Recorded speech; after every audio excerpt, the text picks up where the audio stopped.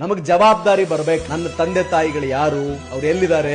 ಗುಡಿಸಲಲ್ಲಿದಾರ, ಬಾಡಿಗೆ ಮನೆಯಲ್ಲಿದಾರ, ನಮ್ಮ ಅಪ್ಪ ಅಮ್ಮ ಕೂಲಿ ಕೆಲಸ ಮಾಡ್ತಾ ಇದಾರ, ನಮ್ಮ ಅಪ್ಪ ಅಮ್ಮ ನನಗೋಸ್ಕರ ಕನಸು ಕಂಡಿದಾರ, ನಮ್ಮ ಅಪ್ಪ ಅಮ್ಮ ಊಟ ಮಾಡುವ ಮೊದಲು ನನಗೆ ಹೊಟ್ಟೆ ತುಂಬಾ ಊಟ ಹಾಕಿ ಮೊಸರು ಮಾತ್ರ ನನಗೆ ಕೊಟ್ಟು ಸಾರು ಊಟ ಮಾಡ್ತಾ ಇದಾರ, ನನಗೆ ಮಾತ್ರ ಒಳ್ಳೆ ಯೂನಿಫಾರ್ಮ್ ಅನ್ನ ಕೊಟ್ಟು ಇನ್ನೂ ಹರಿದು ಬಟ್ಟೆ ಹಾಕ್ತಾ ಇದಾರ. ಕೂಲಿ ಕೆಲಸಕ್ಕಾಗಿ ನಮ್ಮ ಅಪ್ಪ ಅಮ್ಮ ಬೆಂಗಳೂರಿಗೆ ಬಂದ್ರ, ನಾನೊಬ್ಬ ಅಧಿಕಾರಿ ಆಗಬೇಕು, ನಾನು ಆದಾಯ ಮಾಡಬೇಕು ಅಂತ ಕನಸು ಕಾಣ್ತಾ ಇದಾರ. ಆ ಅವಸ್ಥೆ ನಿಮ್ಮ ಮಾರ್ಗದರ್ಶಕನಾಗಬೇಕು. ನಿನ್ನ ಧೈರ್ಯವೇನೆ ನಿಂಗೆ ದಾರಿ ದೀಪ, ನೀ ಬಿದ್ದರೂನು ಪಡಬೇಡ ಕೋಪ.